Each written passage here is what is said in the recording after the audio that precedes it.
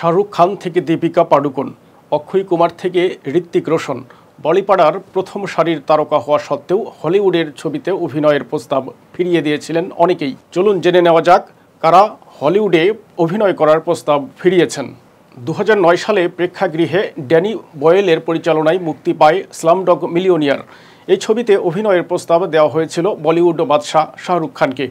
Slumdog millionaire ছবিতে সঞ্চালকের ভূমিকায় দেখা গিয়েছিল বলিউড অভিনেতা অনিল কাপুরকে, কিন্তু নির্মাতাদের প্রথম পছন্দ ছিলেন শাহরুখ। তিনি ফিরিয়ে দেওয়ার পর সেই চরিত্রে অভিনয় করতে দেখা যায় অনিলকে। হলিউডের জনপ্রিয় নায়কদের মধ্যে অন্যতম Dwayne Johnson. Jumanji, Fast and Furious এর মতো ছবিতে অভিনয় করে নজর কেড়েছেন তিনি। শোনা যায় ডোয়াইনের সঙ্গে অ্যাকশন ঘরানার হলিউড ছবিতে অভিনয়ের প্রস্তাব দেওয়া হয়েছিল অক্ষয় কুমারকে, কিন্তু সেই প্রস্তাব ফিরিয়ে দিয়েছিলেন এই অভিনেতা। 2009 সালে প্রেক্ষাগৃহে মুক্তি পায় দ্য পিঙ্ক প্যান্থার 2। এই ছবিতে অভিনয়ের প্রস্তাব দেওয়া হয়েছিল ঋত্বিক রোশনকে, কিন্তু সেই ছবির প্রস্তাব ফিরিয়ে দিয়েছিলেন তিনি।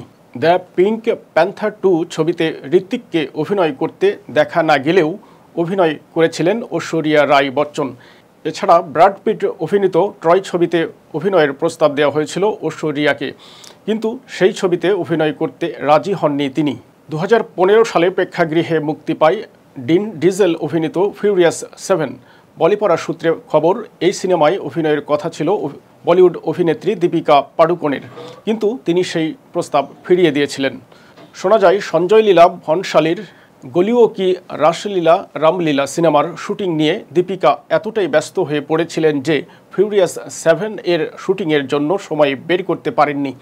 সময়ের অভাবের কারণে সেই ছবিতে অভিনয়ের সুযোগ হাতছাড়া করেছিলেন দীপিকা।